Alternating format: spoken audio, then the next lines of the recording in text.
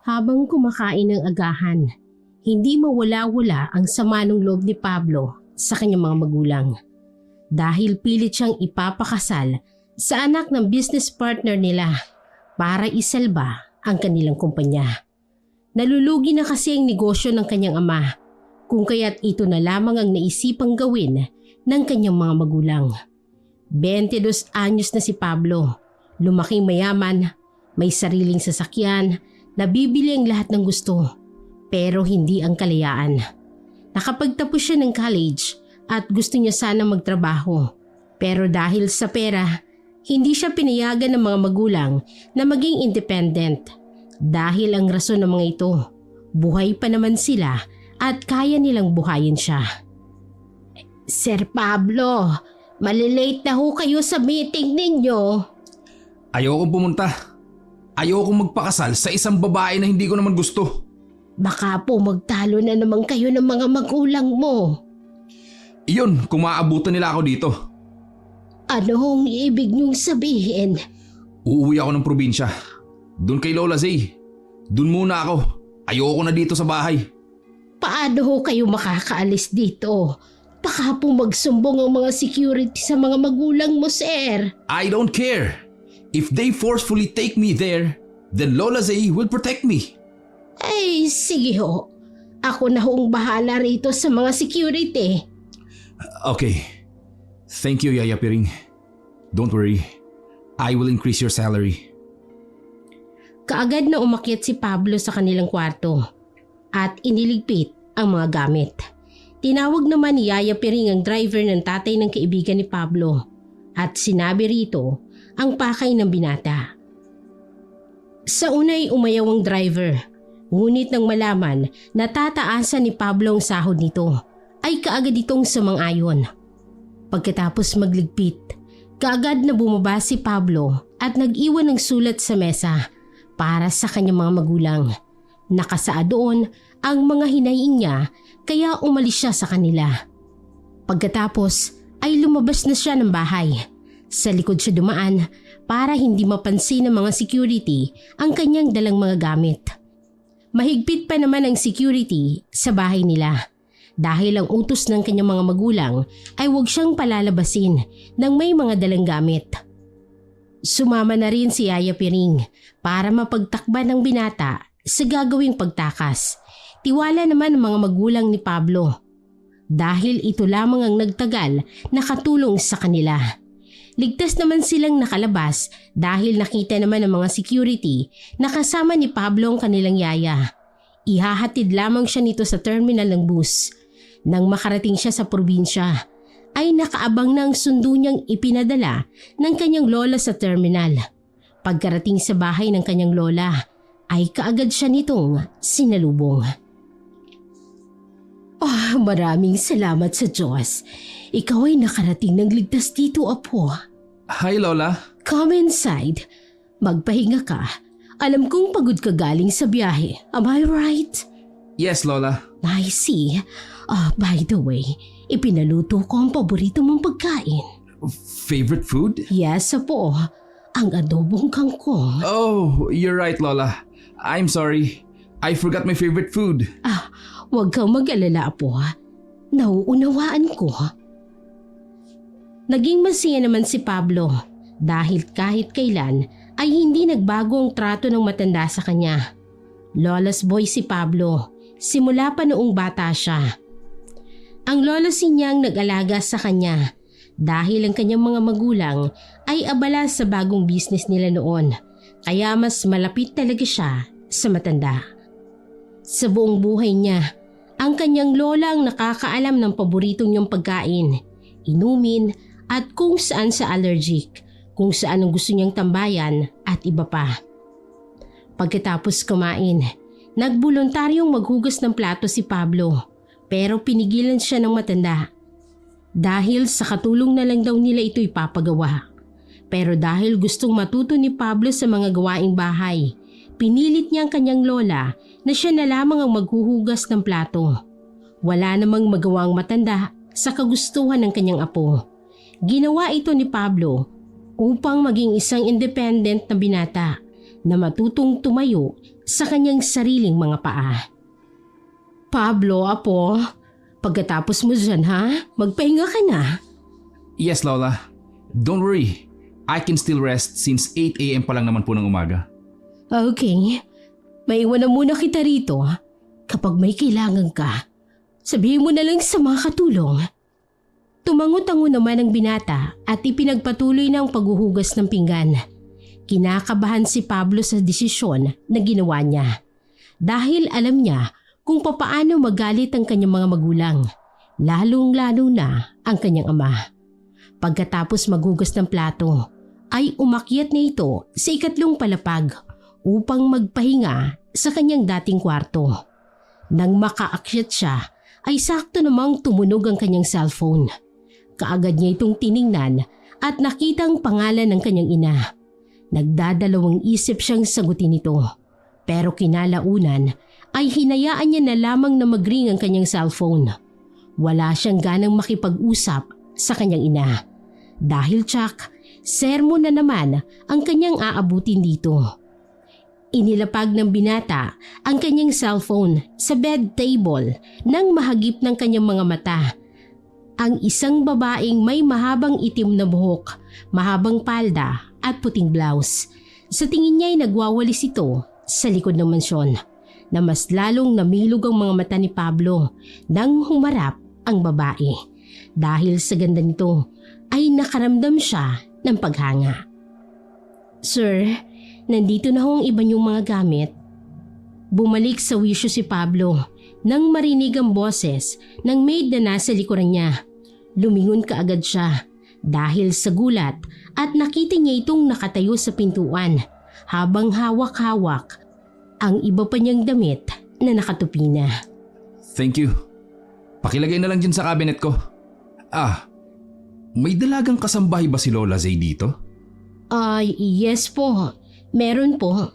Pero pansamantala po siyang nagtatrabaho rito dahil nag-aaral pa po siya. May I know her name? Amelia po ang pangalan niya, sir. Where is she? Nasa likod po.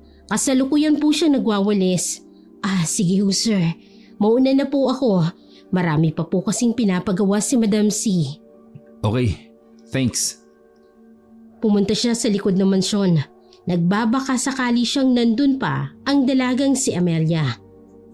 Pagdating niya doon ay wala na ang babae. Akmang babalik na sana siya sa loob ng mansyon nang biglang may lumapit na itim na pusa sa kanya. At dahil sa takot, nasipa niya ito nang wala sa oras. Bigla namang may sumigaw sa likuran ni Pablo. Kaya dali-dali niya itong nilingon at isang sampal ang lumagapak sa kanyang pisngi. Amelia? Alam ko pong apo ka ni Madam C. Pero hindi po makataong ginagawa mo sa alaga ko. Pasensya na. Hindi ko sinasadya. Anong hindi sinasadya? Tingnan mo oh. Napilay at parang nasugatan pa si Pau Pau dahil sa lakas ng pagkakasipa mo sa kanya. Pasensya ka na talaga, Amelia. I didn't mean to do it. Paano mo nalaman ang pangalan ko? It doesn't matter how I know your name. Ang importante, magamot natin si Mingming. Hindi Mingming ang pangalan niya.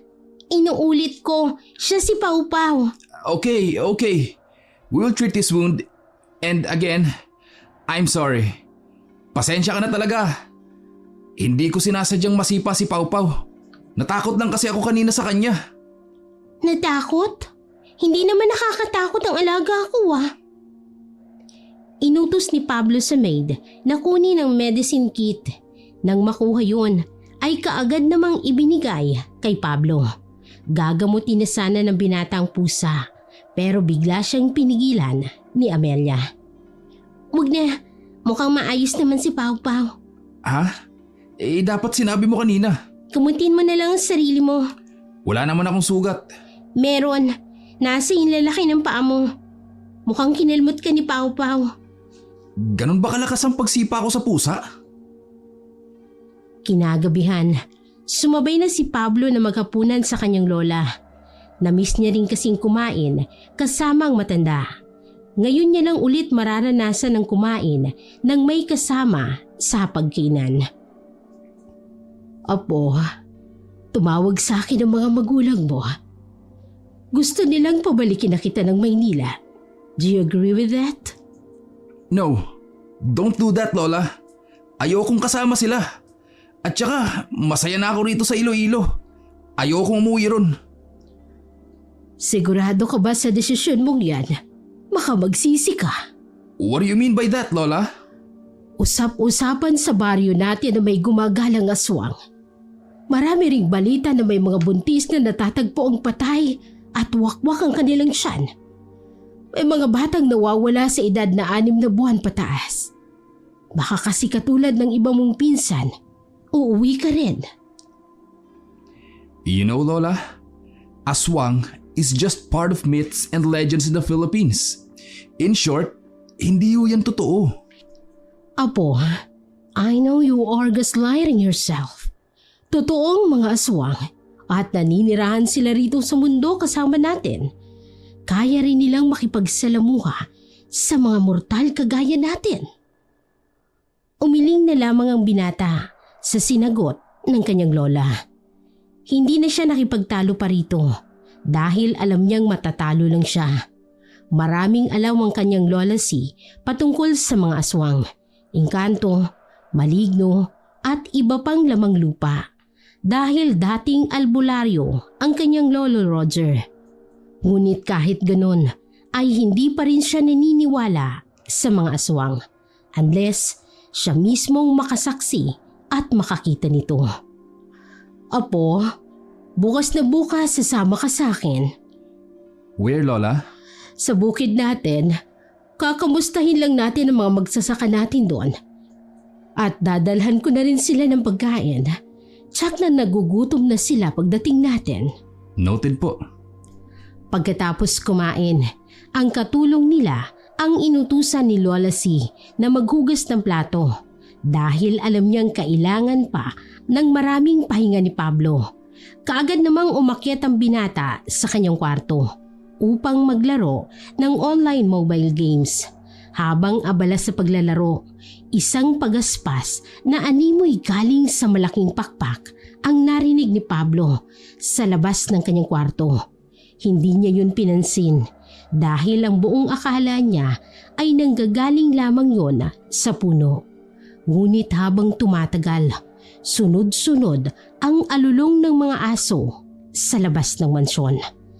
Kinutuban si Pablo kung kaya't tinapos niyo muna ang laro at kaagad na sumilip sa bintana. Wala naman siyang nakita maliban sa 2 aso na tahol ng tahol habang nakatingin sa itaas ng bubungan. Lumipat naman si Pablo sa kabilang bintana kung saan makikita ang gate ng mansyon. Wala naman siyang nakita maliban sa isang anino na nanggaling sa itaas ng bubungan. Lumipad ito na animoy tinakpan ang maliwanag na buwan. Kitang-kita ng 2 mga mata ni Pablo. Ang anino ay isang pakpak na maihahalin tulad mo sa pakpak ng paniki.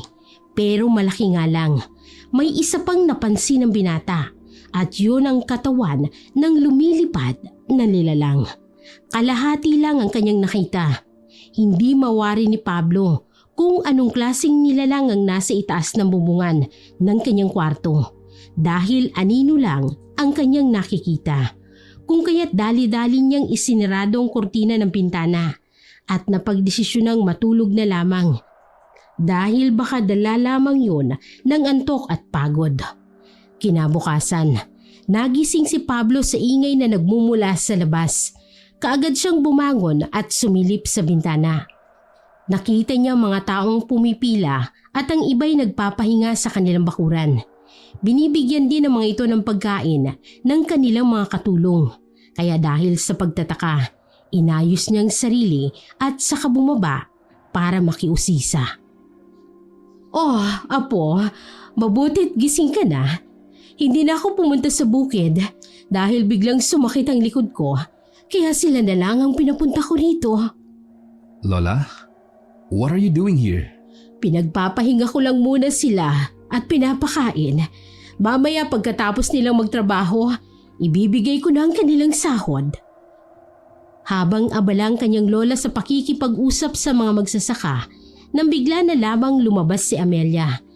Bit-bit ang isang tray na may lamang juice at sandwich. Saka masaya itong ibinahagi sa mga tao. Napangiti naman si Pablo nang masilayan ang magagandang ngiti ni Amelia. Hindi niya alam na kanina pa siya napapansin ng kanyang lola. Apo, alam ko ang mga ngiting yan. You're thinking wrong again, Lola Z. Huwag ka na mag-deny, Pablo. Kilala kita mula pagkabata mo. Naaalala mo pa ba si Ana? Yung first love at first crush mo? Lola, it's been a long time, you know. Hindi yun ang punto ko, Apo. Ano po? Yung mga ngiti mo, pangalawang beses ko nang nakita yan. Every time you fall in love.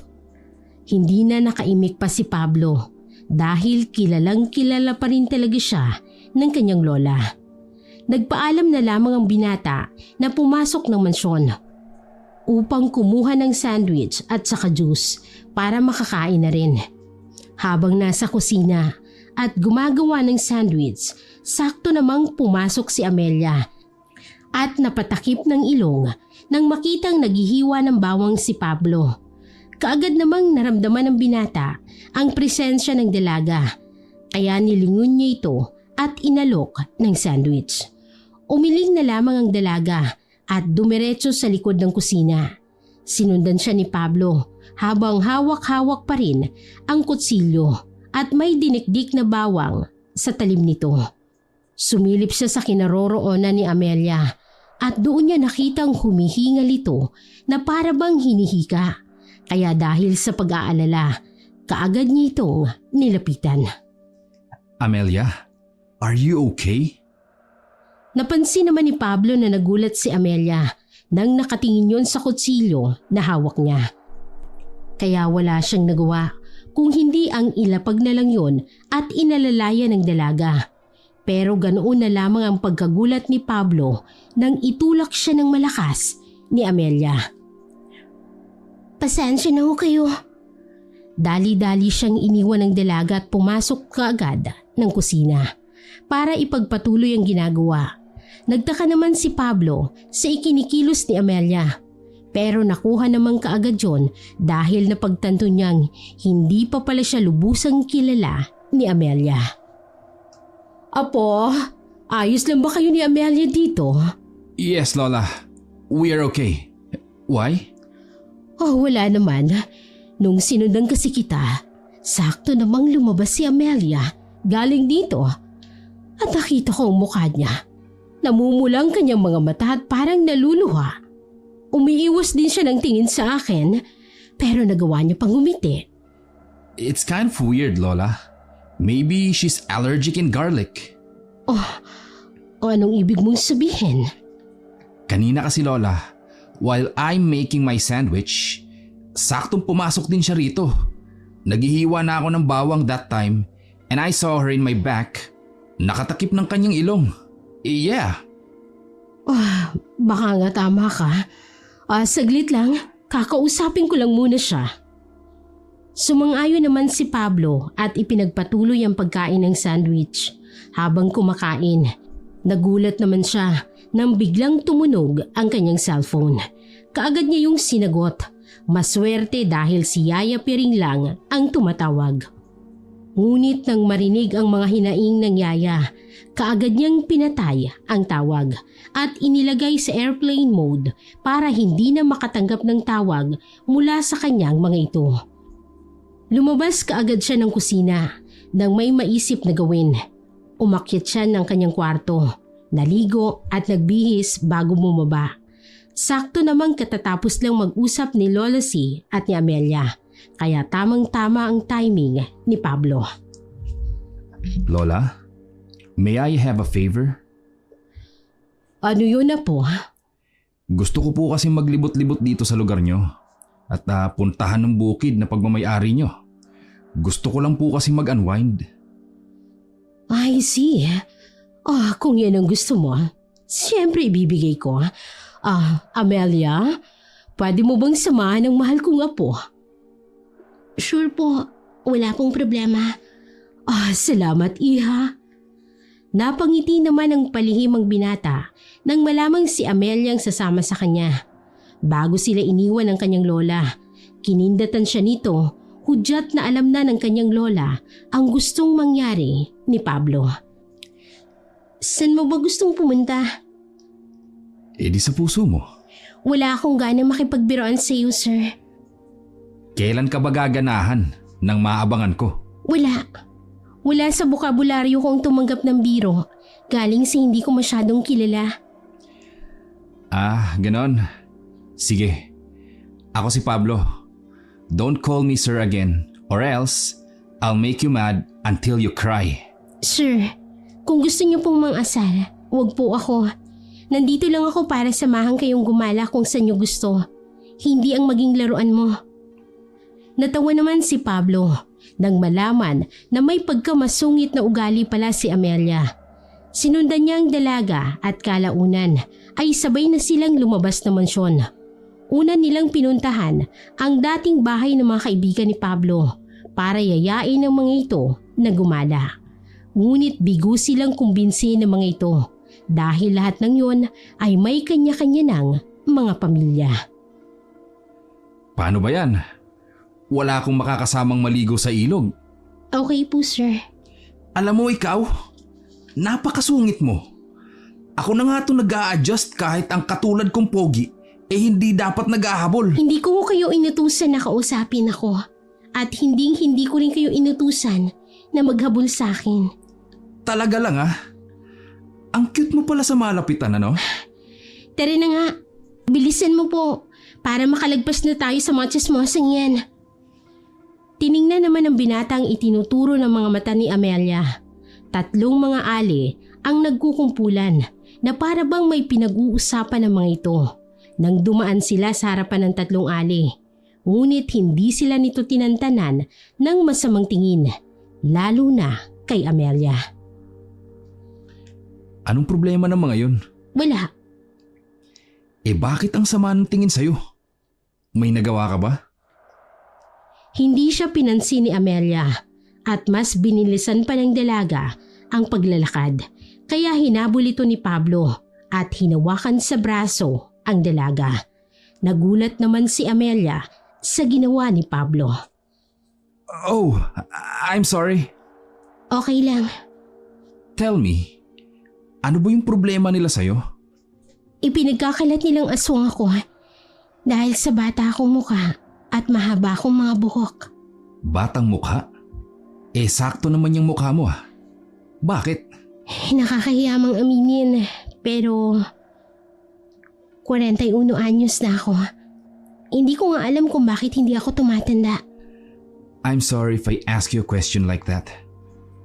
But if ako ang tatanungin mo, I don't believe to those people na nagsasawing aswang ka.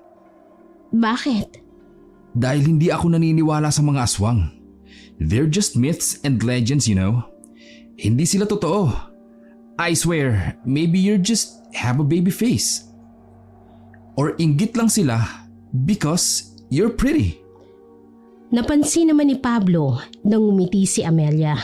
Kaya mas lalong nahulog ang damdamin niya rito. Oh, tara na. May malapit bang tindahan dito? Libre kita. Oo, meron. Nandun oh. Ngumiti naman si Pablo bago niya inayang umalis ang dalaga. Para sa kanya, ito na ang pinakamagandang nangyari sa kanyang buhay. Ang makausap si Amelia. Pagkatapos nilang kumain, niyaya naman ni Pablo ang dalaga na maligo sa malapit na ilog.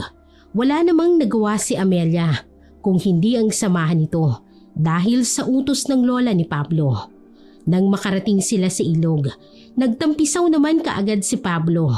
Hindi niya niyaya si Amelia dahil baka mailang ang dalaga kung sabay silang maliligo sa ilog. Habang masayang naliligo si Pablo, napatingin siya sa itaas ng ilog dahil may kakaiba siyang naramdaman. Pagtama ng mga mata niya ron ay sakto ring biglang umalis ang lalaking kanina pa nakatayo at nagmamasid sa kanilang ginagawa. Amelia, nakita mo yun? Sino? Yung lalaki sa itaas. Kanina pa yata nagmamasid sa ginagawa natin. Baka naman napadaan lang. Napansin naman ni Pablo ang pag-iwas ng tingin ni Amelia. Kaya hinayaan niya na lamang ang nakita. Pagkatapos maligo, umuwi na kaagad ang dalawa dahil basa si Pablo at niwala man lang silang dalang tuwalya o pamunas dito. Habang tumatakbo pa uwi, hindi na malaya ng dalaga na may batong nakausli. Kaya naman natapilok siya ron. Kaagad naman siyang binalikan ni Pablo at dali-daling inalalayan upang makatayo. Ipinagpag ng dalagang kanyang tuhod at doon nakita ni Pablo ang sugat mula sa pagkakadapa nito. May sugat ka? Hayaan mo nilang, gagamutin ko na lang yan mamaya pag uwi ko. Hindi. Ako na ang gagamot sa'yo.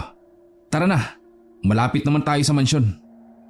Pagkarating nila sa mansyon ay pinaupo kaagad ni Pablo si Amelia sa sofa at kinuha ang medicine kit sa kadali-daling ginamot ang sugat sa tuhod ng dalaga. Amelia, can I ask you a question? Ano ho yun? If you don't mind, kailan ang birthday mo? Nasabi ko na sa iyo kanina. 41 na ako. Parang anak na lang kita sa edad nating dalawa, sir. Okay. Tapos ko nang gamutin ang sugat mo. Salamat ho. Drop the po and ho. From now on, we're friends na, okay? Pero, hindi ba magagalit si Madam C? No, you're my friend. And wala na siyang magagawa dun. Kinagabihan, pinasabay na ni Pablo si Amelia na kumain sa kanila kasama ang kanyang lola si. Masaya namang sumang-ayon ang kanyang lola dahil magaan ang loob nito kay Amelia at alam niyang mabait ang babae. Amelia, ayos lang ba sa'yo na ihahatid ka ni Pablo pagkatapos nating kumain? Aba syempre Lola, hindi ko hahayaan ang kaibigan ko maglakad mag-isa sa gitna ng kadiliman. Huwag na ho, kaya ko naman po ang sarili ko. Nagtingin na naman sina Pablo at Lola C nang marinig ang sagot ni Amelia. Medyo nasakta naman ang binata, ngunit hindi ito nagpatinag. Sige na, magkaibigan naman tayo di ba? Pasensya ka na talaga. Susunduin kasi ako ng kuya ko. Nang marinig ulit ni Pablo ang isinagot ng dalaga, hindi na lang siya nagpumilit dito dahil susunduin naman ito ng kanyang kuya. Kaya nakampante naman ang damdamin ng binata. Pagkatapos kumain, sinabayan na lang ni Pablo si Amelia nang lumabas ng gate ng mansyon para naman makapagpasalamat at magpaalam siya ng maayos sa dalaga. Paano ba yan? Uuwi ka na. Kailangan na kasi ako sa bahay. Mag-iingat ka ha? Maraming salamat pala, Amelia. Walang anuman po. Bukas ulit ha? Pasensya ka na. Good night, Amelia. Nakangiti namang sinundan ng tingin ni Pablo ang dalaga bago rin siya tuluyang pumasok ng mansyon. Pagkaakyat niya ng kanyang silid, kaagad siyang humiga sa malambot na kama at nagpagulong-gulong dahil sa kilig na nararamdaman. 3:00 ng madaling araw nang maalimpungatan si Pablo dahil sa ingay ng kaluskos na hindi niya alam kung saan nagmumula. Kinusot niya ang kanyang mga mata bago pinailaw ang lampshade sa katabi ng kanyang kama. Pagkatapos nun, inabot niya ang kanyang cellphone at tiningnan ang oras. Napasapo pa siya ng kanyang noo nang makitang 3:00 pa lang ng madaling araw. Sakto namang biglang tumunog ang kanyang tiyan kaya wala siyang nagawa kung hindi ang tuluyang bumaba sa kama at kumuha ng pagkain sa kusina. Pagkarating niya sa kusina, hindi pa rin nawawala ang kaluskos na kanina pa'y sunod ng sunod sa kanya. Hindi lang yun pinapansin ni Pablo dahil baka pusa lang yun na naligaw sa bubungan nila. Pagkatapos kumuha ni Pablo ng pagkain, umakyat kaagad siya upang bumalik sana sa kanyang kwarto nang may mahagip ang kanyang mga mata sa terrace ng 2nd floor. Natulala siya sa kanyang nakita dahil hindi yun tao kung hindi kalahating katawan na may pakpak ng paniki at mahabang buhaghag na buhok. Biglang namuo ang takot sa buong pagkatao At nakaramdam ng takot si Pablo kung kaya dali-dali siyang umakyat sa third floor at bumalik sa kanyang kwarto. Isinarado naman niya kaagad ang magkabilang bintana dahil baka doon magpakita ang nilalang na hindi niya mawari kung saan ang galing. Inabot ng 6:00 ng umaga si Pablo dahil hindi siya makabalik sa pagtulog dahil tuwing naaalala niyang kanyang nakita, mas lalo siyang natatakot na pumikit. Pagsapit ng 7:00, bumaba na lamang si Pablo upang kumain ng almusal. Sakto ring dumating si Amelia na kararating lamang. Magandang umaga. Nakatulog ka ba ng maayos? Oo. Sigurado ka ba?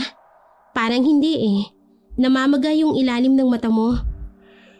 Ay, nagising ako ng madaling araw dahil naalimpungatan ako sa kaluskos na hindi ko naman alam kung saan talaga nanggaling. Then bumaba ako para kumuha ng pagkain sa kusina. And after that, I went to second floor na. There, may nakita akong halimaw. I guess sa terrace na second floor. At sa pagkakatanda ko, kalahati ang katawan niya. May mahabang buhok na gulo-gulo. At yung pakpak ay parang paniki, you know? Napansin naman ni Pablo na biglang umiwas ng tingin si Amelia. Doon na siya nagkaroon ng kutob sa ikinikilos ng dalaga. Ngunit nakonsensya naman siya kung pagtaniman siya nito ng duda.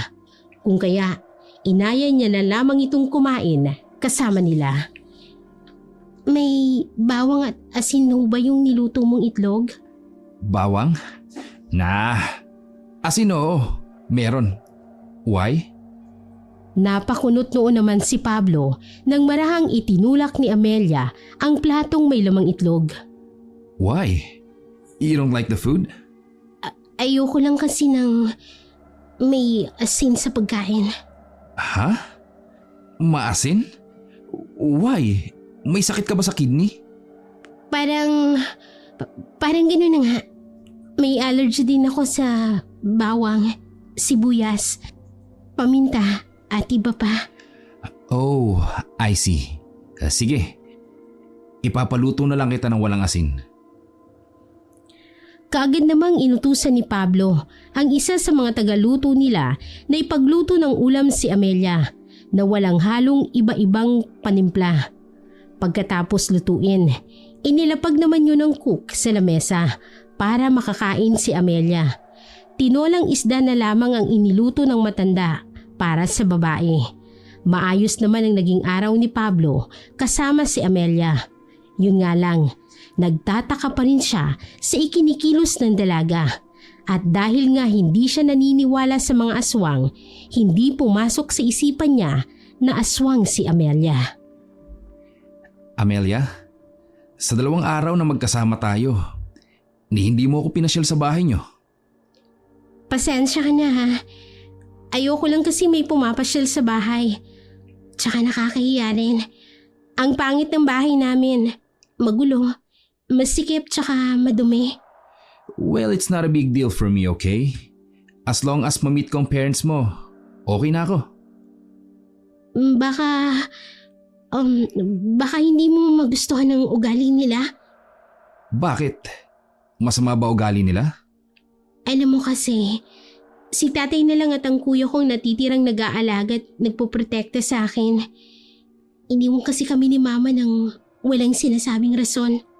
Oh, I get it. Kaya masama ugali ng papa mo kasi ikaw lang ang babae sa kanila and they protect you. Oo. Kaya sana huwag mong masamain. Oh, don't worry. Kaya ko namang harapin ang tatay at kuya mo eh. Matapang kaya ako. At saka magkaibigan pa lang naman tayo ah. Palang? May bala ka bang higitan pa yon? Secret. Dali na. Gusto ko lang naman makilala ang tatay at kuya mo eh. Dalhin mo na ako sa inyo. Sige na please. Baka kasi... Ay, sige na nga. Kaagad naman silang gumayak papunta sa bahay ni Amelia. Medyo may kalayuan ito sa mansyon at masyadong liblib ang lugar. dahil dadaanan ang loob ng kagubatan bago makarating sa bahay nila. Napansin ni Pablo na walang kapitbahay sina Amelia. Wala ring mga iba't ibang pananim sa kanilang bakuran maliban sa patatas. Wala rin silang gate at mga pader na nagpuprotekta sa bahay nila. Halika, pumasok tayo sa loob. Inakay si Pablo ng dalaga. Pagpasok niya sa loob ng bahay, isang malansang amoy ang kaagad na sumalubong sa kanya. Para bang nabubulok na karne ang amoy nun. Pasensya ka na sa amoy ha. Hindi pa kasi tapos si tatay na magkatay ng karne ng baboy. Ayos lang. Bigla namang lumabas ang isang lalaki sa isang silid. May dala-dala itong kutsilyo na may bahid ng dugo. Nakasuot ng apron na halos puno na rin ng dugo at dagdagan pa ang itsura nito na para bang ilang gabi nang hindi natutulog dahil sa itim na pumapalibot sa ibaba ng kanyang mga mata. Si Kuya Harold pala. Kuya, si Pablo. Apo ni Madam Sina, amo ko. Sige, maupo muna kayo. Nagtaka naman si Pablo dahil walang kaimu-emosyon ang kuya ni Amelia. Sunod namang lumabas ang tatay nito. May daladalang paa ng baboy na kung titingnan mo ay nangingitim na. Si Tatay Joe pala. Tatay, si Pablo, yung kinikwento kong bagong dating na apo ni Madam C. Maligayang pagdating pala. Binigyan si Pablo ng magandang ngiti ng matanda. Kaya nagtaka siya dahil base sa kwento ni Amelia sa kanya ay hindi mabait ang tatay nito. Ngunit parang kabaliktaran ang nangyari. Mabait ang pinakita ng ama ni Amelia sa kanya. Magandang umaga ho pala sa inyo. Akong kaibigan ni Amelia. Galing sa Maynila. Nako, mabuti naman at napasyal ka rito sa bahay namin. Pasensya ka na sa amoy ha. Kumakatay kasi kami ng baboy para sa customer namin. Ayos lang ho. Gusto mo bang kumain? May ulam pa kami dito. Hindi. Hindi na ho, tay. Kumain na po kami bago kami umalis at pumunta dito. Ganun ba? Inumin. Siguro naman nauuhaw kayo sa pagpunta nyo rito. Ang layo pa naman ang bahay namin. Tay. Saglit lang, ha? Kukuha ko kayo ng mainom. Napansin ni Pablo na napakagat ng labi si Amelia na para bang pinipigilan niya ang tatay nito na bigyan siya ng kahit anong pagkain at inumin. Ipinagsawalang bahala lamang yun ni Pablo dahil wala naman siyang dapat ikaduda sapagkat mabait naman ang pakikitungo ng tatay ni Amelia sa kanya. Eto, pasensya ka na sir. Wala kaming malamig. Ayos lang ho. Akmang iinumin na ni Pablo ang tubig nang bigla itong inagaw ni Amelia. Nagulat naman si Pablo dahil ininom kaagad ito ng dalaga. Amelia, hindi magandang pinakita mo ha? Pasensya na po. Kaagad na umalis ang dalaga. Napakunot noon naman si Pablo. Nagpaalam siya sa ama ni Amelia na susundan ang anak nito. Kaagad naman na sumang-ayon ng matanda. Sinundan ni Pablo si Amelia na papalabas at isinami siya nito sa malaking puno na nasa likuran ng bahay ni Amelia. Amelia? Hey! Ano bang problema mo? Makinig ka sa akin. Huwag na huwag mong tatanggapin ang kahit anong ibibigay ni tatay at kuya. Mapapagkain man yan o inumin. Naiintindihan mo ba ako? Nagulat si Pablo sa sinabi ni Amelia. Nanlilisik itong nakatingin kay Pablo at baka sa mukha ng babae ang takot. Bigla namang nanlabo ang paningin ni Pablo, kaya ipinikit niya na lamang yun. Pero bigla na lamang nagpakita ang halimaw na kagaya ng nakita niya kapag madaling araw. Iminulat kaagad ni Pablo ang kanyang mga mata. Bumalik naman kaagad ang lahat sa dati, maliban kay Amelia. Pakiramdam ni Pablo, hindi na ito ang Amelia na nakilala niya. Anong nangyayari sa'yo? Wala. Basta tatandaan mo ang mga biling ko sa'yo. Tumango-tango naman si Pablo. bago siya iniwan ng dalaga. Nagtaka pa ang binata sa ikinikilos ni Amelia ngayon. Tila ba may kakaiba at hindi maipaliwanag ng binata. Pagbalik nila sa loob, wala na ang malansang amoy. Tay, kuya, mauna na ho kami. O anak, bakit naman? Hindi ba muna kayo kakain? Masarap pa naman itong niluto ng kuya mo. Tay, hindi na. Sir Pablo, tara na ho. Kaagad siyang hinatak ng dalaga palabas ng bahay nito. Nagtataka na talaga si Pablo sa nangyayari dahil parang inilalayo siya ng dalaga sa tatay at sa kuya nito. Amelia, can you just tell me kung ano ba talagang problema mo? Kahit sabihin ko pa sa'yo, alam kong hindi mo pa rin maiintindihan. Maiintindihan? Ang alin? Basta, halika, sumama ka na lang sa akin. Pupunta tayo sa libingan ni Ate Alma. Nagulat naman si Pablo nang malamang may isa pa palang kapatid si Amelia. Wala siyang nagawa kung hindi ang sumunod sa dalaga. Naglalakad sila sa loob ng kagubatan at makalipas ang 15 minuto. Sa wakas, nakarating na sila sa isang matiwasay na lugar. Doon nakikita ni Pablo ang nag-iisang puntod na palagay niya ay yun ang libingan ng kapatid ni Amelia. Lumapit naman kaagad sila doon at umupo sa harap ng lapida. Ay, mabuti na lang. Nakarating kaagad tayo rito. Hindi mo naman sinabi sa akin na may ate ka pa pala. Hindi ko na talaga sinabi dahil matagal na naman siyang patay. Ang gaganda naman ng mga pangalan nyo. Siya si Alma at ikaw naman si Amelia. What's wrong? Napabuntong hininga ka. Yung kanina, sorry pala ha. Wala yun. Ano ka ba? Hindi ka ba nagtataka kung bakit ako nagkakaganon? Well, nagtataka syempre. Kasi bigla ka na lang naggaganon eh. Ano nga bang dahilan? Kung sasabihin ko ba ang totoo, maniniwala ka. Hindi mo ako lalayuan. Bakit naman kita lalayuan? Kaibigan kaya kita. Isa akong aswang, Pablo. Kaya hindi kita pinayagang inumin ang binigay ni tatay. Dahil alam kong may halo yun. Para maging kasapi ka namin. Gusto kanyang mayanggaw. Aswang? Alam mong hindi ako naniniwala sa aswang, di ba? Kaya nga Kaya nga nagdadalawang isip ako kanina na aminin sa'yo. Dahil hindi ka naniniwala sa aswang. Mahihirapan kang intindihin. You're joking. Kung gusto mong layuan ako, hindi mo naman kailangang gumawa-gawa ng kwento. Pablo, sa maikling panahon na nagkasama tayo at nagkakilala, alam kong ikaw ang pagkakatiwalaan kong tao at wala akong planong layuan ka dahil ikaw ang una kong naging kaibigan. Tumayo si Pablo at ipinagpag ang kanyang pantalon para tanggalin ang mga dumi. Tiningnan na lamang si Amelia bago ito iniwan. Hindi niya kasi alam kung ano ang magiging reaksyon niya at kung maniniwala ba siya sa sinasabi ng dalaga. Dahil sa buong buhay niya, hindi siya naniniwala sa aswang.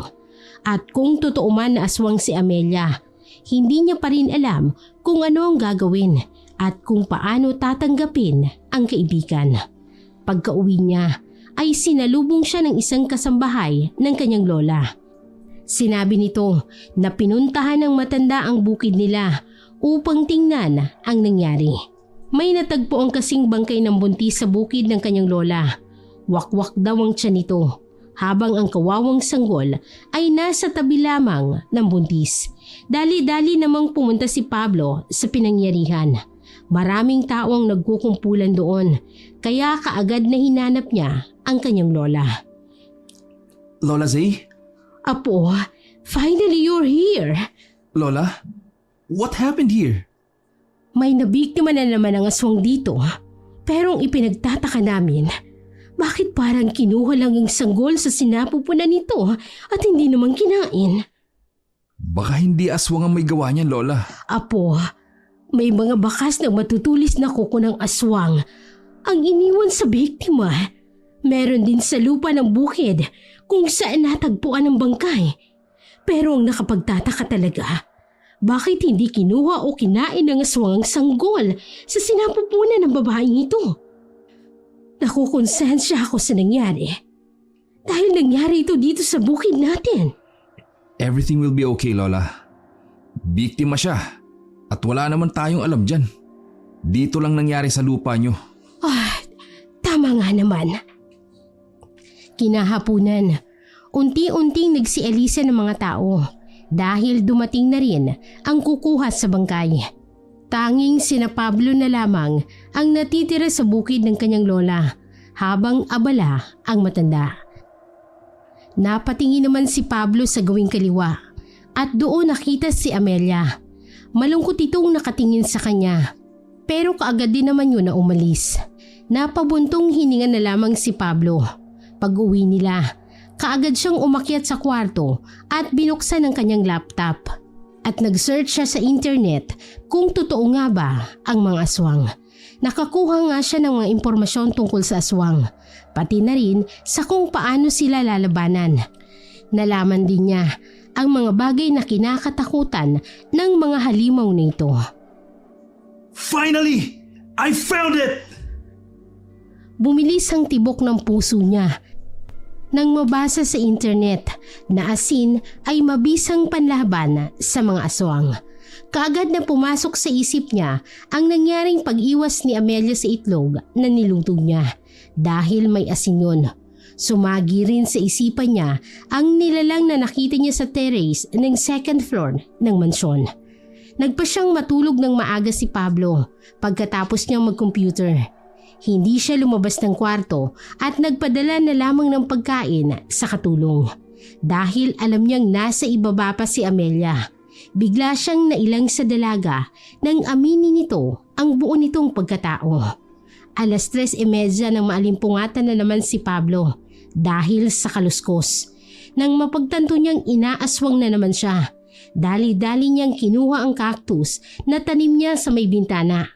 Yun lang ang sandatang meron siya dahil ang asin ay nasa kusina pa. Dali-dali siyang bumaba at dahang-dahang naglakad papunta sa terrace ng second floor. Doon niya gustong abangan ang aswang at nais pa itong sundan. Nagtago siya sa malaking kurtina at maya-maya pa doon bumaba ang aswang.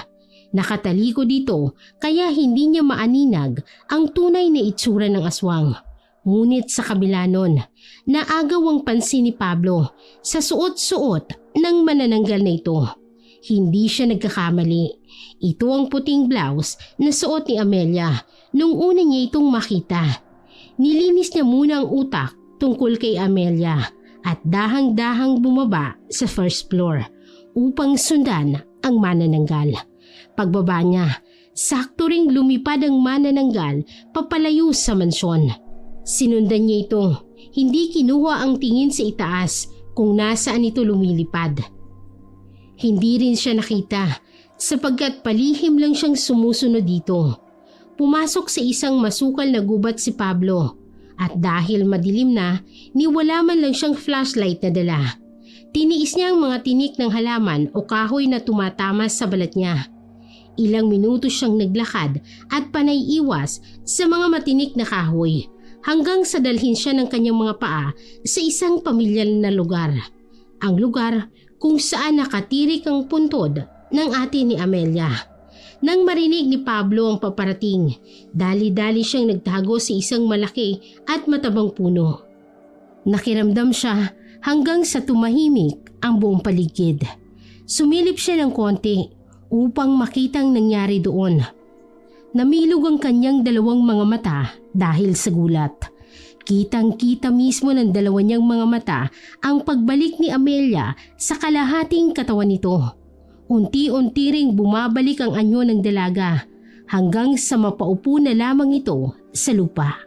Gustong takbuhin ni Pablo ang dalaga at yakapin nang makita niyang umiiyak ito at tila ba nagsisisi. Ate, ganito pala kahirap. Ganito pala kahirap na maging isang aswang na manananggal. Kung alam ko lang noon na ganito ang mangyayari sa buhay ko, hindi ko na sana tinanggap ang pinamana mong itim na perlas. Pero wala akong magagawa. Dahil para makapagpahinga ka na, kailangan kong isakripisyo ang buhay ko. Pakiramdam ko, ate, kinamumuhian ako ng buong mundo. Lalo na ni Mama. Kaya iniwan niya tayo. Pagkatapos maghinagpis ni Amelia, tumayo kaagad dito at naglakad papalayo sa lugar na yun. Umuwi na rin si Pablo, bit-bit ang bagong nalaman. Pag-uwi niya, hindi na siya nakabalik sa pagtulog dahil sa konsensya at lungkot na kanyang nadarama. Ngunit alam niyang hindi yun hadlang para itigil ang pagmamahal sa babae. Oo, totoong mahal niya si Amelia. Kinaumagahan, bumaba si Pablo na parang walang nangyari. Good morning, Apo. Parang maganda ang tulog mo. Yes, Lola. You're right. Total, gising ka na rin. Come here. May gusto akong ipakita sa'yo. Sumunod siya sa matanda at dinala siya nito sa ilalim ng basement. Binuksan ng kanyang lola ang ilaw at tumambad kaagad sa kanya ang mga bote na may iba't ibang laman. May mahabang upuan din doon at isang malaking libro na nakapatong sa maliit na lamesa. Maupo ka. If I'm not mistaken, these are Lola Rogers' faith healing items, aren't they? Tama ka. So, what's your purpose to show this to me? Nakita kita kanina ang 3:00 na madaling araw. Sinundan mo ang manananggal na nagbabantay dito sa mansyon natin. Nagbabantay? What? So you know this Lola Zay? Ay, asa po. At kilala ko rin kung sino siya. She's Amelia? Am I right? Si Amelia ay 41 years old at loyal siya sa akin. Pero it doesn't mean that I already hate her for what she is. Just tell me the truth, Lola. Siya ba ang pumapatay sa mga kababayan natin dito? No. Pero yung huling na biktimang buntis, oo. Nang mapansin kong hindi kinain ng aswang ang sanggol sa sinapupunan ng babaeng yon, si Amelia kaagad ang pumasok sa utak ko. Sinubukan niyang pigilin ang sarili niya na kainin ng baby. Pero alam kong hindi niya ito kinaya, kaya sa ibang lugar siya ng biktima. But still, she kills people. I know. Alam mo kasi, Apo, once na ang bagong aswang ay nakatikim ng karne ng tao, hahanap-hanapin niya ito. Kahit anong pigil niya sa kanyang sarili, hindi niya kaya. I don't care. Halimo pa rin sa Amelia. Aren't she? Huwag mong sabihin sa akin, kinamumuhian mo si Amelia. Umiwas ng tingin si Pablo dahil nahulaan kaagad ng lola niya ang kanyang bagong nararamdaman. Pakiramdam niya, tinaydor siya ni Amelia dahil nagsinungaling ito sa kanya. Pablo, napakabait niya. At alam ko, mahal ka niya. About her baby face. Bakit ganun ang physical appearance niya? Even though she's already 41 years old. Siguro dahil sa tunay niyang pagkatao. Kapag kumain ng karne ng taong isang aswang, mas lalo silang bumabata sa paningin natin. I don't know what to do. Subukan mong alamin, Apo, para sa sarili mo at para na rin sa kanya. Kung talagang mahal mo siya, kahit ano pa siya o kahit sino pa siya, tatanggapin mo siya. Yan ang tinatawag nating unconditional love. Pagkatapos sabihin ng lola niya yun, may dinukot ang matanda na isang pahina sa libro at inabot yun kay Pablo. What's this? Basahin mo. Dahil ako, nang malaman ko na kung ano talaga siya. Pagkatapos kong mabasa ang diary niyang ito, naunawaan ko siya. Iniwan siya ng matanda kasama ang maliit na journal notebook na ibinigay sa kanya. Binuklat yon ni Pablo at nakasulat ang unang pahina. Amelia's Diary. Binasa yon ng binata at inilaan niya ang 1 oras upang matapos yon. Lahat ng hinanakit ni Amelia sa kanyang pamilya ay nakalagay din doon.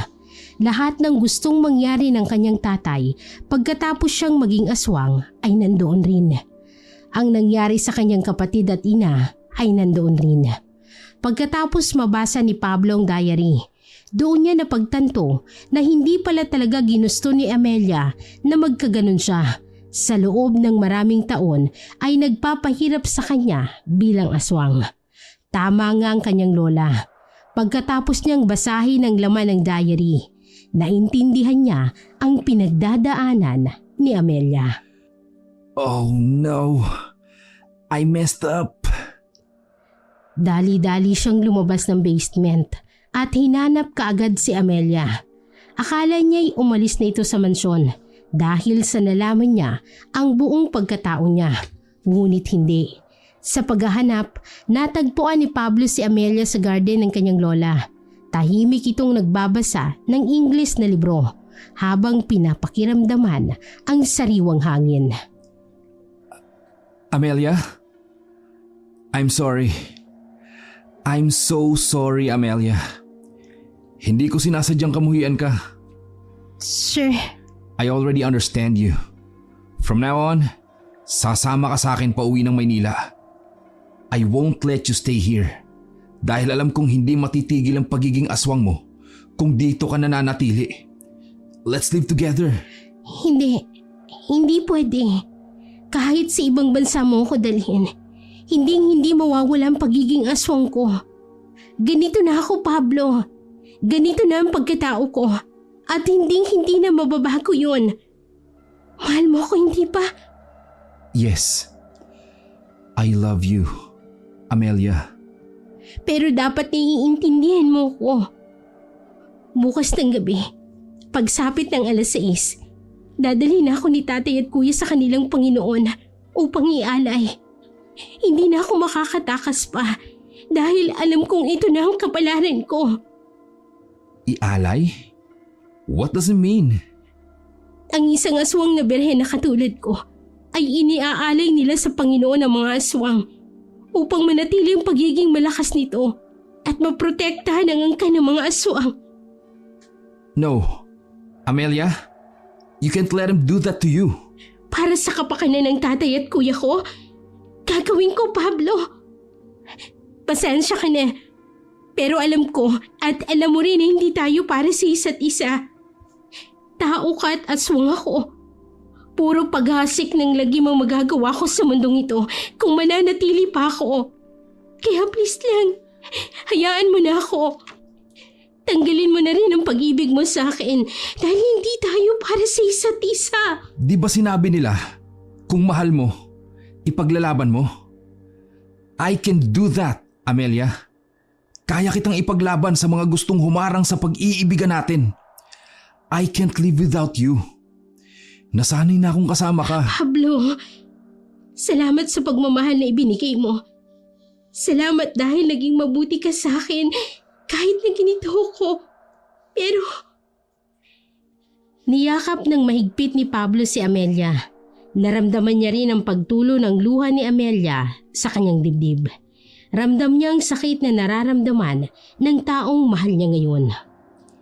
Please, Anna, don't leave again. Ano? Tinawag mo kong Ana? Ikaw si Anna, hindi ba? Ang babaeng una kong minahal. Ang babaeng unang tumanggap sa akin noon at ipinagtanggol ako sa lahat ng umaaway sa akin.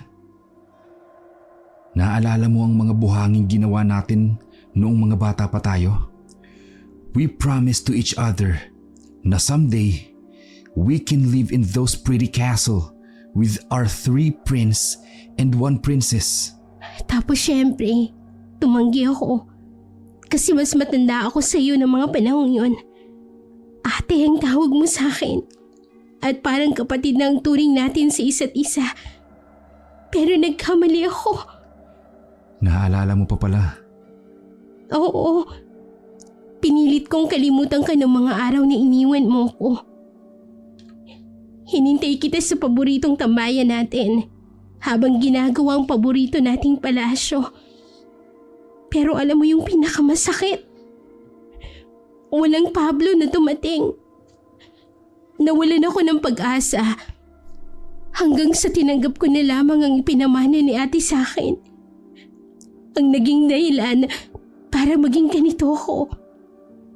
Pero nung nalaman kong uuwi ka na rito galing sa Maynila, umusbong ulit ang pagmamahal ko sa iyo hanggang sa makalimutan kong aswang pala ako.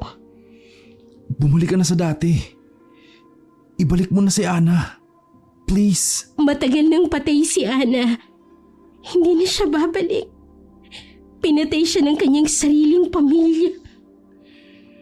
I'm really sorry, Amelia. I let him do this to you. Ayos lang. Nangyari na. Hindi na mababawi yun. Pero ang pagmamahal ko sa iyo, Pablo, hindi mawawala. Kahit nasa kabilang buhay na ako. Shh! Don't say that, okay? Nandito pa ako, Amelia. I won't let him touch you, alright? Stop thinking like that. My love. Hindi mo pa rin ba matanggap ang katotohanan? Huwag kang mag-alala. Magpapaalam ako ng maayos sa iyo. Kinagabihan, pinasabay ni Lola si Amelia na kumain sa kanila. Gaya ng dati, ipinagluto ni Pablo ng hindi maasin ng dalaga. Kahit sa ganitong paraan, maipakita ng binata na tanggap niya talaga kung ano man si Amelia. Kwento na ni Pablo sa akin ang gustong mangyari ng tatay mo sa iyo, Amelia. Gusto ko lang malaman mo, nandito lang kami para sa iyo. Salamat mo, Madam C. Huwag mo na akong tawaging Madam C. Just call me Lola. Since you are the future wife ng aking paboritong apo. Hindi ko ba nakwento ni Pablo sa inyo? Kagaya ng sinabi ko, alam ko na kung anong gustong mangyari ng tatay mo sa iyo at hindi ko hahayaang mangyari yon. Pero You will stay here with us. Let him come here to get you. Dahil kahit kailan, hinding-hindi ka na nila makukuha at mahahawakan. hindi maaari ang gusto niyo mangyari. Papatayin nila sila tatay at kuya kung mangyayari yun. Di ba ang sabi mo, matagal nang pinatay ng pamilya niya si Ana? Then bakit ayaw mong ipagiganti si Ana? Wake up, Amelia! Matapos sabihin ni Pablo ang mga katagang yun, napansin naman ng binata ang pagbabago ng emosyon sa mukha ni Amelia. Naging kalmado lang ito at ipinagpatuloy ang pagkain. Pagkatapos nilang kumain, inihanda ni Lola siyang lahat ng kagamitan ng kanyang yumaong asawa. Ito raw ang kanilang gagamitin para tulungan si Amelia. Sigurado ho ba kayo sa desisyon niyo? Kahit kailan, hinding-hindi ko binabawi ang desisyon ko, Amelia. Mahal kita, kaya ako ginagawa ito. Pablo, palagi mong tatandaan ang habiling ko. Naiintindihan mo? Dalhin mo si Amelia sa albularyong itinuro ko. Doon gagamutin siya nito at tatanggalin ang pagiging aswang. Huwag kang mawala ng pag-asa. Buhay ang Diyos at ipagdarasal ko rin kayo. Maraming salamat po, Lola. Pagkatapos nilang maghanda, gumayak na sila upang pumunta sa albularyong sinasabi ng kanyang lola, kundi ang kapatid ng kanyang lolo Roger. 10:00 ng gabi nang makarating sila sa tirahan ng naturang albularyo. Pagkarating ay pinaupo nito si Amelia at kaagad na kinuha ang mga gamit. Ang panggamot sa isang aswang ay isa lamang itim na itlog ng manok at isang Latin na ritual. Sinimula na ng matanda ang panggagamot kay Amelia. Inutusan si Pablo na itali ang dalaga dahil masyadong mahirap gamutin ang matagal ng aswang. Baka magwala pa ito habang ginagamot nila. Don't worry, Amelia. Magiging maayos rin ang lahat. Maligtas ka lang. Mahusay na albularyo ang lolo ko. Maraming salamat, Pablo. Huwag ka mag-alala. Lalaban ako para sa iyo. Ngumiti ang dalaga, kaya niyakap ito ni Pablo. Maya-maya pa, isinarado na ng matanda ang pintuan ng bahay niya. Sinimulan niya na ang pagsasalita ng ritual ng nasa Latin. Habang nag-uusal ang albularyo, unti-unti namang nagpupumiglas si Amelia. Nakaramdam na kasi ito ng sakit na para bang may kumakawala sa loob ng kanyang katawan. Pagkatapos ng ritual ng albularyo, may kinuha itong malaking bote na may malagkit na laman at ipinahid yon kay Amelia. Sumigaw naman ang dalaga dahil sa sakit. Napansin naman ni Pablo na may butas sa bandang kilikili si Amelia. Sabi ng albularyong gumagamot dito, doon daw lumalabas ang lanang ipinapahid ng babae upang mahati ang kanyang katawan. Unti-unting nawawala ang butas na yon at kasabay ng paghiyaw niya ng malakas dahil sa sakit na nararamdaman. Napaluha naman si Pablo habang nakatingin kay Amelia. Hindi niya lubos maisip na magkakaganito ang babaeng kanyang iniwan noon. Nagsisisigaw si Amelia sa sakit at gustong kumawala sa tali. Umusal ulit ng ritual ang albularyo, saka pinainom kay Amelia ang itlog. Matagumpay namang nalunok ng dalaga yun, ngunit maya-maya pa ay nagsuka na ito ng itim na likido. Mabahong amoy ang lumalabas at ikinaatrasyon ni Pablo. Nanlaki ang mga mata niya dahil hindi makapaniwala na nangyayari pala talaga ito sa totoong buhay at sa personal niya itong nasasaksihan. Isang oras na nagsusuka si Amelia ng itim na likido na may kasama pang maliliit na piraso na tila laman na sobrang kulay itim. Maya-maya pa ay nailabas ni Amelia ang itim na perlas na ipinamana sa kanya ng kanyang kapatid. Matapos ang pagsusuka nito, kaagad na nahimatay sa kinauupuan. Inutusan ng albularyo si Pablo na tanggalin ang pagkakatali ni Amelia at ihiga sa upuan upang mabigyan niya ito ng lunas para sa panghihina ng katawan. Sinabi ng albularyo na kailangan malagpasan ni Amelia ang pagsubok na yun dahil kung hindi ay baka bawian ito ng buhay. Mahirap daw alisin ang pagiging aswang lalo pat kumapit na ito sa kanyang katawan. At ang tanging si Amelia na lang ang makakasalba sa kanyang sarili. Matapos ang ilang sandaling paghihintay ni Pablo na magkamalay ang dalaga ay nagmulat na rin ito ng mga mata. Amelia! Finally! You're free! Salamat! Salamat! Kinabukasan, maagang umalis ang dalawa dahil nakaipon na ng lakas si Amelia. Inabutan naman ni Pablo ang matanda ng pera, ngunit malugod itong tumanggi dahil wala raw sa bokabularyo nito ang magpabayad dahil isa itong kasalanan sa kanila. Maraming salamat ho sa inyo. Ilang oras ang inilaan nilang dalawa para sa biyahe, kung kaya't mag-aalauna ng hapon nang sila'y makarating sa mansyon. Nakangiti naman silang sinalubong ng matanda. Finally! Nakabalik kayo ng ligtas! Maraming salamat po sa inyo, Lola. Ngayon, magaling na si Amelia. Kailangan niya pa ng maraming pahinga para tuluyang mabawing kanyang lakas. Tamang-tama. Sa kwarto mo na lang muna siya papagpahingahin dahil mas tahimik doon at makakatulog siya ng maayos. Salamat po sa lahat ng tulong ninyo, ha?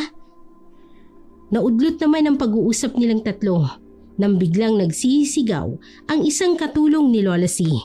Tinatawag nito ang kanyang amo. Dali-dali namang pinuntahan ni Pablo ang katulong na nagsisisigaw. Doon natuklasan niyang nagpupumilit na pumasok ang ama at ang kuya ni Amelia. Pinuntahan ito ni Pablo para kausapin. Ano bang kailangan nyo? Ibalik mo sa amin ang anak ko kung ayaw mong magkamatayan tayo rito. Ah, si Amelia? Matagal nang patay si Amelia. Si Ana ho ang kasama ko ngayon. Hindi ang anak ninyo. Ang kapal din ng mukha mo. Malapit nang iaalay si Amelia sa Panginoon namin. Kaya ibalik mo na siya. Ano bang sabi ko? Di ba patay na siya? Anong ginawa mo sa anak ko? Ipinagamot ko si Amelia. At sa wakas, natanggal na ang pagiging aswang niya. Napakahayop nyo. Napakawalang kwentang ama't kapatid sa kanya. Ay, oo nga pala. Dahil hindi kayo ang tunay na kapatid at magulang ni Amelia. You change her. You turn her into a monster. Para maging kasapi nyo. Am I right? Even her ate Alma. Manahimik ka. Anak, halika na. Mukha nga natanggal na ang pagiging manananggal ni Amelia. Ito ang tandaan mo, Pablo. Hinding-hindi kami magpapatalo sa'yo. Hintayin mo mamayang gabi. Hintayin mo ang pagkamatay ninyo. Kaagad na umalis ang dalawang lalaki sa harapan nila. Inutusan naman ni Pablo ang mga gwardya na ilak ng maayos ang gate at huwag magpapapasok ng kahit na sino. Bumalik naman kaagad si Pablo sa kinaroroonan ni Amelia at Lola C. Inakay niya papasok sa loob ng kanyang silidang dalaga upang tuluyan ng makapagpahinga. Are you alright? Anong ginagawa ni Tatay rito? Gusto ko nilang bawiin. Huwag please. Huwag mong hayaan. Ayoko nang bumalik sa kanila. Ayoko nang manatili sa kadiliman, Pablo. Baka gawin na naman nila akong aswang. Iaalay nila ako. Ayoko. Stop crying, okay? I won't let him touch you. I'm always here to protect you. Lola Z, bukas na bukas, babalik na po kami ni Amelia sa Maynila. Apo, you can't. What do you mean, we can't? Yes, we can, Lola. We will escape here. Apo, hindi mo sila matatakasan. Ikaw ang punterya nila. Matapos mong sinabing harap-harapan sa kanila na ginamot mo si Amelia, baka mamayang gabi, aatake na sila rito. Lola, what the heck are you thinking? Tapos na, okay? Wala nang aswang. Tama si Lola si Pablo. Nang marinig ko ang pinag-uusapan niyo, alam kong may hindi magandang gagawin sina tatay at kuya. Kahit na hindi na ako aswang, babawiin at babawiin pa rin nila ako. Dahil kailangan nila ang dugo ko. Kailangan nila ang dugo ng isang birhen. They can find another woman who's virgin, di ba? Oh no, Apo. Si Amelia ang nakatakda simulat sa pool. Pero giniba mo ito. That's why galit na galit sila sa'yo. Doon lamang natakot si Pablo. Nang mapagtantong pati ang kanyang lola ay nagsasabi ng totoo. Niyakap niya si Amelia at hinalikan sa noo. Don't worry. Everything will be alright. Kaya ko silang labanan. Natatakot ako para sa iyo, Pablo. Mahal kita at ayokong mawala ka ulit sa akin. Hindi ko hahayaang mangyari yan sa'yo. Di ba? We promised to each other na we will build a beautiful castle.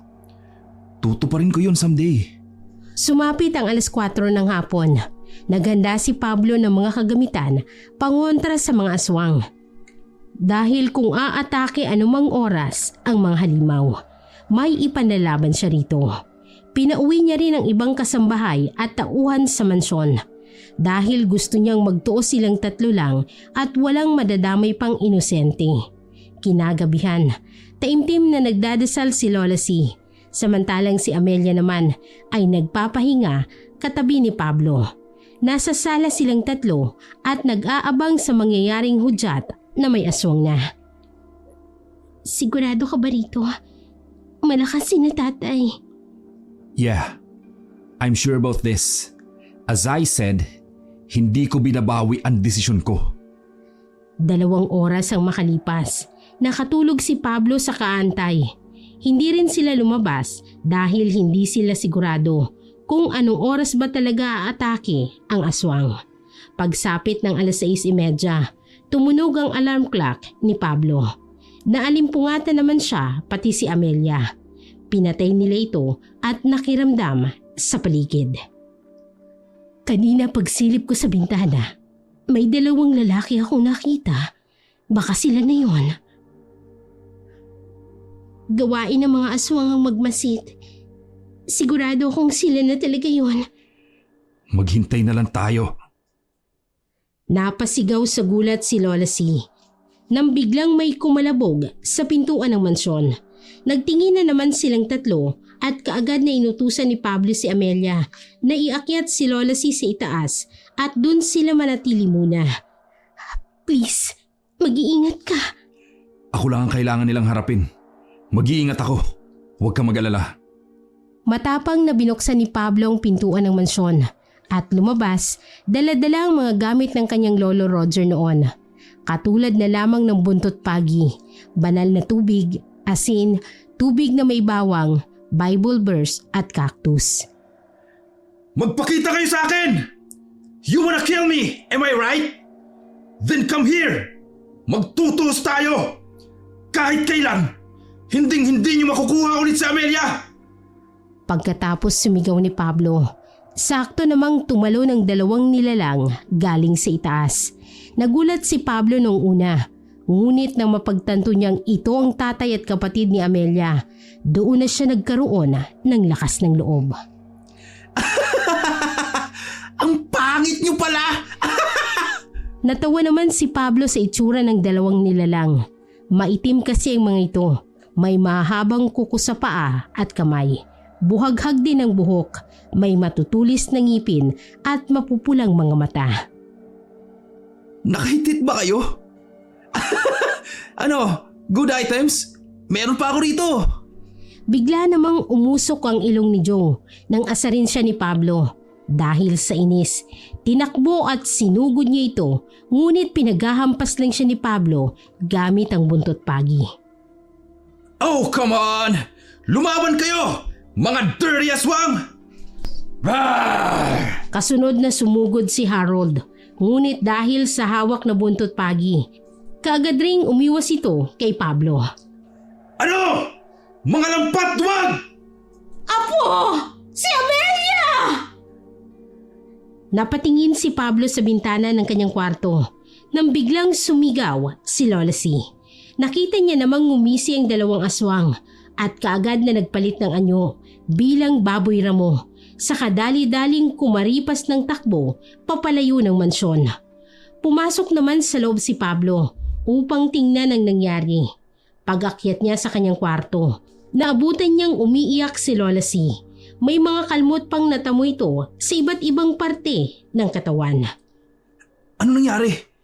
Where's Amelia? Kinuha nila.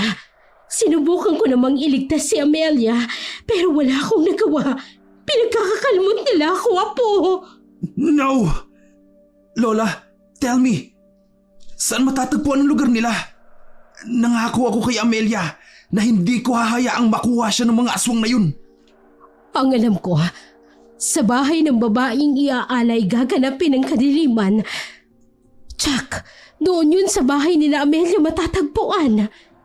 Lola, stay here. Tumawag ka ng rescue at pasunurin mo sila sa akin. Naintindihan niyo po ba? Hinalikan ni Pablo ang matanda sa noo bago tuluyang umalis ng mansyon.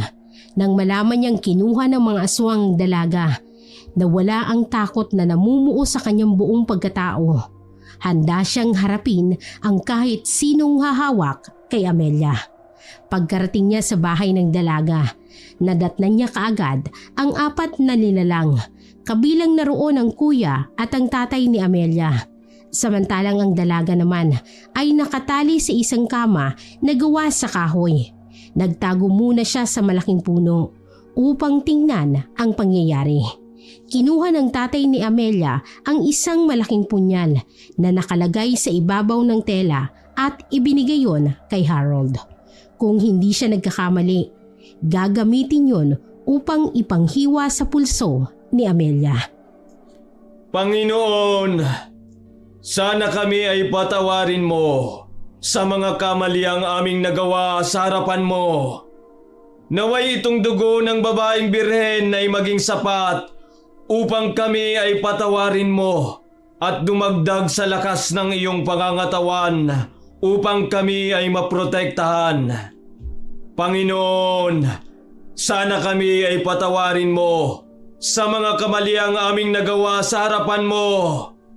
Naway itong dugo ng babaeng birhen ay maging sapat upang kami ay patawarin mo at dumagdag sa lakas ng iyong pangangatawan upang kami ay maprotektahan.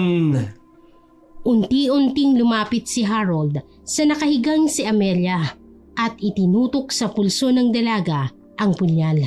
Ngunit hindi hinayaan ni Pablo na mangyari yun. Lumabas siya sa malaking puno at matapang na hinarap ang tatlong aswang. Sa tingin niyo ba, hahayaan kong gawin niyo yun kay Amelia? At ang lakas ng loob mong harapin kami! Mortal na walang amba! Hindi kami mag-aaksaya ng oras para sa'yo! Akmang itatarak na ni Harold ang punyal sa pulso ni Amelia nang matigilan siya dahil pumulupot sa braso niya ang buntot pagi na iwinasiwas ni Pablo. Nabitawan nitong hawak na punyal. Walang hiya ka! Sinugod ni Joe si Pablo, ngunit gaya ng ginawa niya kanina kay Harold, hinagupit niya rin ito ng buntot pagi. Dahil sa sakit na naramdaman ng aswang, natumbay ito sa lupa at namilipit sa sakit at hapde. Dinukot ni Pablo sa kanyang bulsa ang isang bote na may lamang holy water at nilapitan ang matandang aswang na namimilipit sa sakit. Saka ibinuhos sa bibig nito ang laman ng bote. Unti-unting namuo ang usok na nagmumula sa bibig ni Joe. Itinuloy pa rin ni Harold ang kanyang ginagawang ritual. Kaya mabilis na tumakbo si Pablo at tumalo ng mataas, saka hinagupit ang lalaki. Namilipit din ito sa sakit at hapdi. Dinukot ulit ni Pablo ang isa pang bote ng holy water para ipainom kay Harold, pero kaagad itong nakaiwas. Humanda ka! Galit na sinugod ni Harold si Pablo. Ngunit dahil may buntot pagi na hawak si Pablo, mabilis niyang iwinasiwas sa ere ang dulo nito. Pagkatapos, inihampas kay Harold. Hindi nakaiwas ang binata dahil pagkatapos nitong hampasin ay tinapunan pa siya ng cactus at nilagyan ng bawang ang bibig. Pinagsusuntok niya ito hanggang sa tuluyang malunok ni Harold ang durog na bawang. Namilipit sa hapde at sakit si Harold. Ginamit din ni Pablo ang pagkakataon na yun upang tanggalin ang tali ni Amelia. Pero hindi pa rin nagpatalo si Harold at kahit nangihina na ay sinugod niya pa rin si Pablo. Hindi nakahanda ang binata at natumbay ito. Pumaibabaw ang aswang sa kanya at pinagkakakalmot siya. Pero mabilis na umaksyon si Pablo at pinulupot sa liig ni Harold ang buntot pagi. Dinukot niya rin ang huling armas at yun ay ang asin. Mabilis yun na inilagay sa bunganga ni Harold. Umusok ito at napahiyaw. Humiga ito sa lupa at pilit na tinatanggal ang asin sa bunganga. Ngunit huli na ang lahat. Unti-unti na ring sinusunog ng asin ang loob ng katawan ng aswang. Bumangon si Pablo mula sa pagkakahiga at kaagad na ikinalas ang tali ni Amelia. Pagkatapos niyang mapakawala ng dalaga, niyakap siya kaagad nito ng mahigpit. Pablo, muntik na nila akong makuha. Muntik na nila akong ialay. Hindi na ngayon. Hindi na, Amelia. Shh! Tahan na, okay? Tapos na. Wala na sila. Pablo, may isa pa ako. Ha? Nasaan? Paglingon ni Pablo sa itinuturo ni Amelia, nakita nilang isa pang aswang na kasama ng pamilya ng dalaga. Pero umatras na ito dahil sa takot kay Pablo. Maya-maya pa, dumating na rin sa wakas ang mga taong may dala-dala ng iba't ibang gamit pangontra sa aswang. Nasalubong nilang patakas ng aswang at pinagtulungan nila itong bugbugin. Hinayaan na nila sa mga taong pagpapasya sa mga bangkay ng aswang. Umuwi ang dalaga dahil alam nilang nag-aalala na ang matanda sa kanila. Pagka-uwi nila, sinalubong kaagad sila ni Lola C ng isang mahigpit na yakap. Salamat sa Diyos. Maayos kayong nakauwi. Salamat rin sa inyo. Marami pong salamat talaga, Madam C. Hindi ba't sinabi ko? Lola na ang itawag mo sa akin. Opo, Lola. Pagkatapos ng pangyayaring yun, napagpasyahan ni Pablo na dalhin si Amelia sa Maynila. Total ay magaling na din naman ang dalaga. Sumang-ayon naman si Lola C at ipinagmamalaki pa niya ang apo dahil nakuha nitong maging matapang at maging independent na lalaki, kagaya ng gusto nito. Pagdating nilang dalawa sa Maynila, matapang ang ipinakilala ni Pablo sa kanyang mga magulang, si Amelia. Noong una, hindi natanggap ng mga magulang ng binata ang kanyang nobya. Pero kalaunan ay tinanggap din nila dahil ayaw na nila ng sakit pa sa ulo. Alam nilang malakas na ang loob ng kanilang anak at ipaglalaban nito ang babaeng minamahal nito.